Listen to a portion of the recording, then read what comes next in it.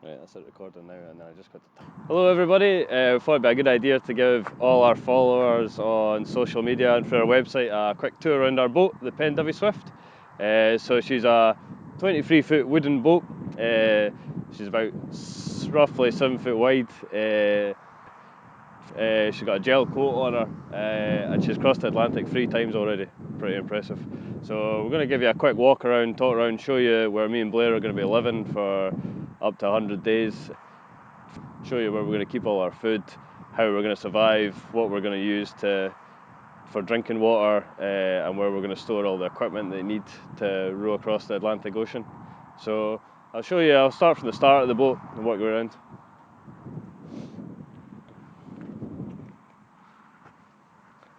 So the start of the boat, as I called it, it's actually called the bow. And we've got a painter line attached to a really strong anchor point at the front of the boat. Now what we're going to use for that is when the weather starts blowing us back. Now just to remind everybody, we're starting in the Canary Islands and we're making our way over to the West Indies and Antigua. So we're going from east to west across the Atlantic Ocean. And the prevailing winds are going to be easterlies anyway, so they're going to blow us across the Atlantic Ocean using the trade winds that has been used for 1,000 years. So when the winds blow in the wrong direction and we're getting westerlies or southwesterlies, northwesterlies, we need to stop ourselves getting blown back to Africa. Same as if there's a shift in the currents or if there's a big storm. So how we're going to do that is we're going to attach a massive big parachute called a para anchor, and that's going to attach what we call on a boat the painter line. The painter line attaches onto a D-ring which is strengthened with carbon fibre and fiberglass sheets behind the bow here, and that's rated to many billion megatons, and we can attach our parachute to that. It'll inflate underneath the water, fill it with water, and it'll act like a big anchor. The boat will turn round, bow into wind, and it'll stop us getting blown all the way back to the start line, or at least it'll slow us down anyway. And when the wind starts coming from the east again, we lift the para anchor out and then start rowing towards Antigua. So this is the front of the boat, so there's loads of storage in here. That's our race number for the race, number 9, the Talisker Whisky Atlantic Campaigns. Justin Adkins, boat builder down in South England's made lots of alterations to our boat. The fact that it's crossed the Atlantic 3 times has meant that it's taken a bit of a battering, but it's a pretty good boat. It's been successful every time. It's never capsized, and it's strong in the water even though it's over 10 years old. So he's added some extra things in here. So we've got safety lines here, jack stays that run port and starboard the length of the boat. That'll hopefully stop me and Blair falling out the side, and it gives us something to clip onto as well. These have been strengthened with these big bollards that run right down, bolted underneath the deck. The gunnels of the boat, this is our Rolex, so a screw grate Rolex. That's where the oars go into. This is the forward rowing position, and we have a more commonly used, the aft position. That's where we're going to sit most of the time. That's next to the autohelm, and that means that we can steer it much easier. So we've got Rolex. We take loads of spare ones of these in case they get broken the seas and the heavy seas. So this is the gunnels, gunnels. So this is the gunnels, and on the gunnels we've got a solar panel. So the solar panel is going to be, it's one of many solar panels. I think we've got 5 altogether on this boat, and they're all going to power our leisure batteries. There's less solar panels on this side of the boat, being starboard, on the starboard side of the boat, because the sun's going to be predominantly from the south, obviously, as we cross the Atlantic. So there's going to be more on the port side because that's going to soak up more sun for us and give us more energy. And energy, battery power is a massive thing in this challenge. So these are the jack stays, run fore and aft. We've got solar panels here, our Rolex. We've also got the painter line we talked about before. We've also got one of these on the back of the boat, aft. So that's another way of us attaching drogues this time. So if we go too fast in the water, too quickly down a wave, and we pick up way too much speed, the bow of the boat could actually dig into the bottom of the wave, and the rest of the wave will flip us over. And this part of the boat will flip right over, do a forward somersault. Somebody will get pancaked in the middle, and the other guy will get woken up from his deep sleep. So we can attach what we call drogues, which is smaller than the para anchor that goes out the front of the boat and burls us round into the wind. And this just acts like a bit of a brake, so it'll stop us hitting like 7-8 knots down a wave and smashing and forward flipping at the bottom. So this is what we attach the drogues to. And we've got one in port, one in starboard, so you can make a bridle and that can go out the back. And we've got a little hatch out the back so we can kind of deal with this and the rudder if we have to. I'll show you in a second. So on the outside of the boat we've also got a manual bilge pump. So we've got a sump inside there, we've got a bilge, and that fills up with rainwater, seawater that's splashed over the side, any drinking water that we've spilt. Water that, it's okay, it's normal to have water on a boat, every boat's got a bilge or a sump of some kind if it's a decked boat, and this is how we pump that water back out. So we can do it manually here, or we've got an automatic bilge pump, the water comes out here. So as that sump fills up inside, water will come out the side. Coming aft, we've got grab lines the whole way along the boat, so if you're over swimming or you fall overboard, you can just jump on and grab onto them, pull yourself back onto the deck. And we've got the rudder lines here, so these are steering lines that'll steer the rudder, comes down like this. It's off at the moment because we just towed it out, but that'll basically move backwards and forwards, and that'll move our rudder. We've got an autohelm that I'll show you on the deck in a minute. And that'll automatically do the steering for us, but we also can manually steer using our feet. So that's the wee hatch I talked about before. Stern line running back to the cockpit, so that you don't have to climb out the back to get those lines if you want to get one of those drogues back. And all the bilge stuff goes out the starboard side, so there's nothing on that bit there. So I'll jump up. Oh yeah, one last thing, scuppers as well. So scuppers wash seawater that comes over onto the deck, needs to get out. Boat fills up with too much water, water gets into the compartments that's supposed to have air, boat sinks.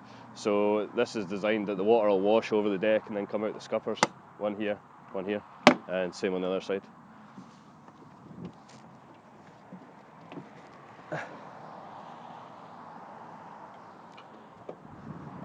Okay, right, so up on the deck we're going to be mostly sitting in this rowing position here.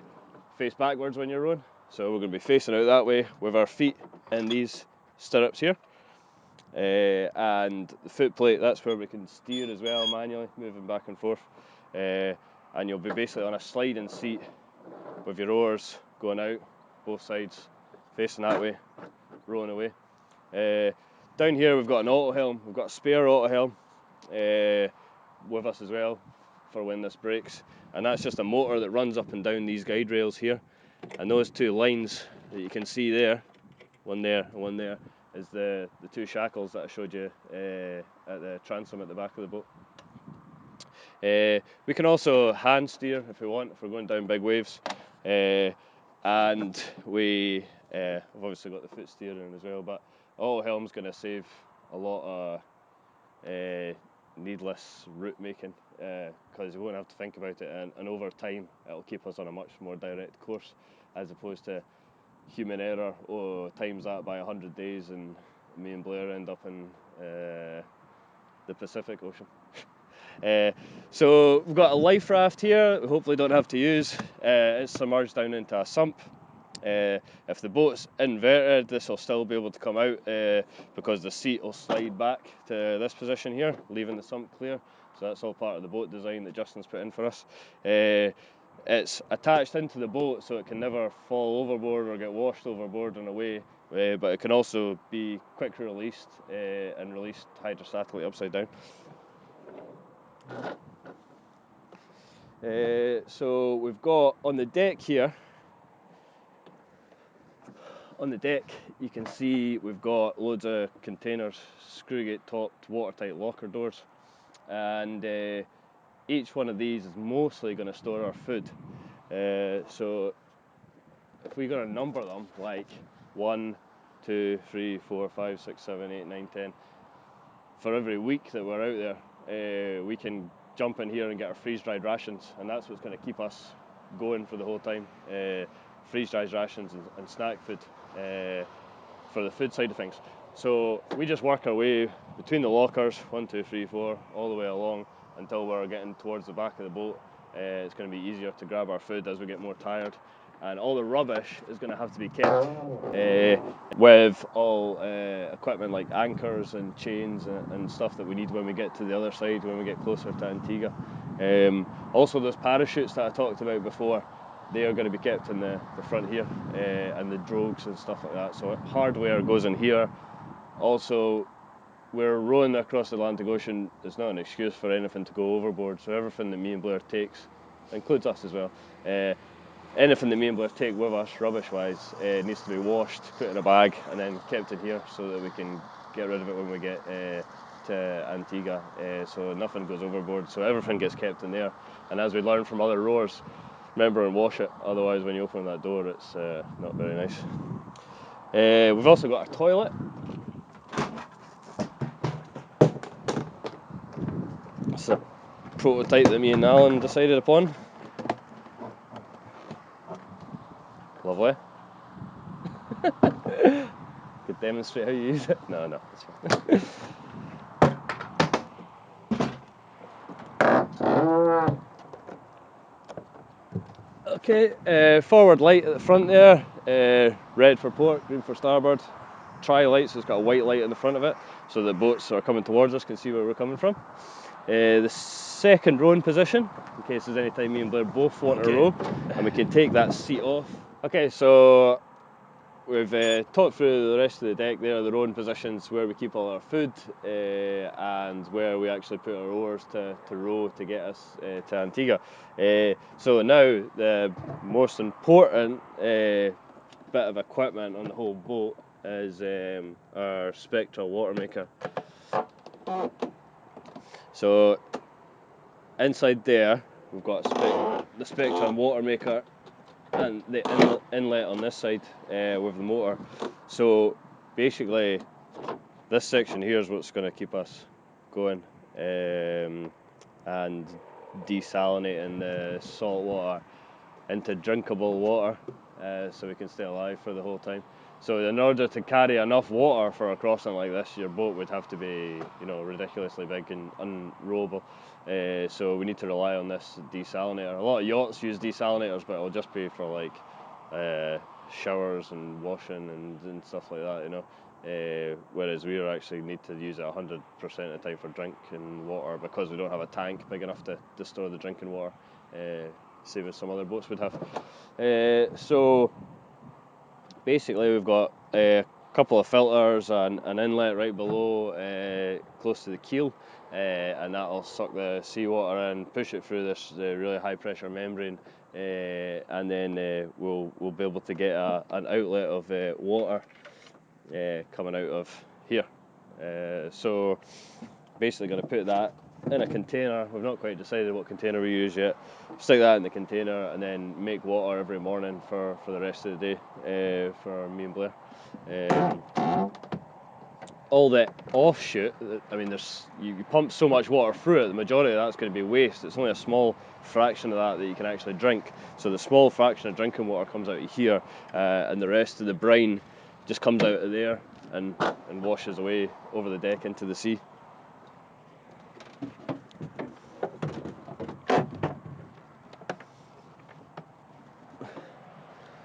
So in bad case scenario, we end up upside down in the middle of the ocean, and we've capsized and somebody's left the hatch open.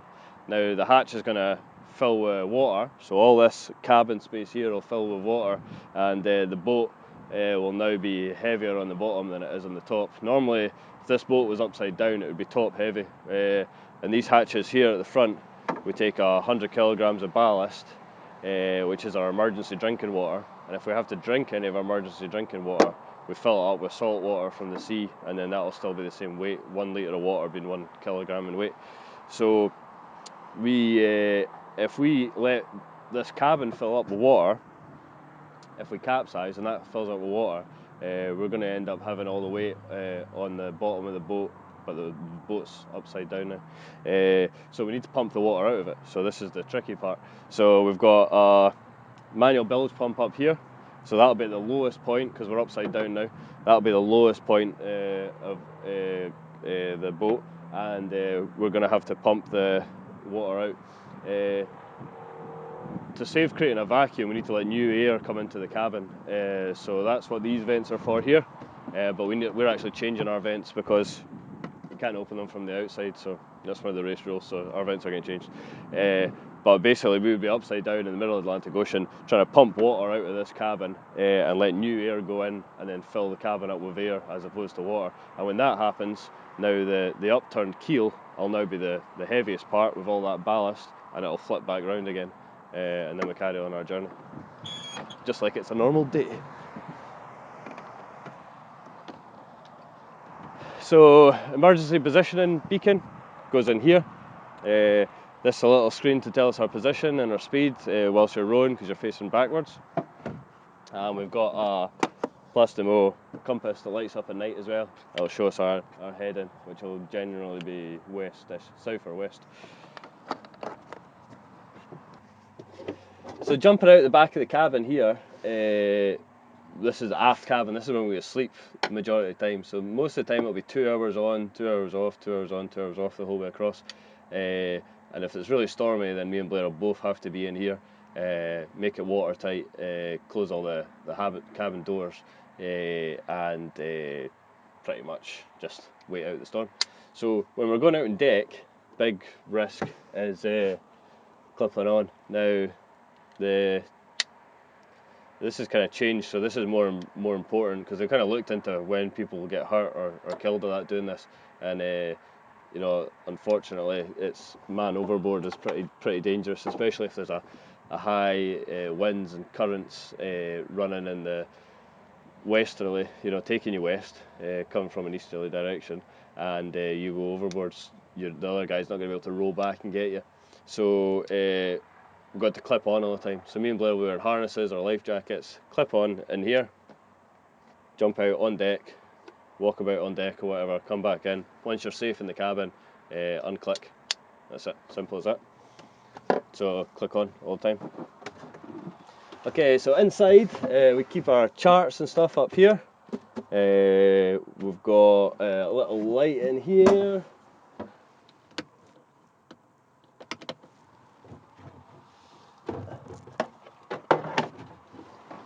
And we've got all our different instruments and stuff here. So if I go for AIS, GPS, cabin lights,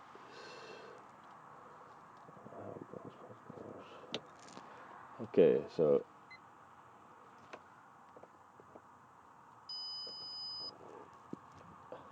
I'm not turning the radio on because you're not supposed to on land. So here we've got our GPS navigation unit. We've also got 2 handheld GPSs as well, and we've got a transponder, our AIS collision alarm. So our AIS tells us what other ships are in the area, and when the ships are close enough to us, we send off a VHF transmission that they'll pick up and see where we are, because we don't want to get ran over or run into something else. So that's basically our position at the moment. Our GPS, our VHF for getting in touch with ships when they're close to us, or in touch with the support boat or whatever, and then we've got some power up here, some sockets, we've got a nice wee bit to lie down in and keep all our stuff. So my side is this side, so stuff on this side, Blair's stuff on that side, and we've also got some storage and stuff in here for different things. That's where we keep the life jackets, harnesses and stuff like that. So this will be all mattressed out with a decent comfortable mattress. We're probably going to give it a lick of paint as well just before we go. And that's pretty much it. So that's our boat, 3,000 miles across the Atlantic Ocean this December. Team Noble. You can follow us on Facebook, Twitter, go on our website and catch us during the race. So check us out. Cheers.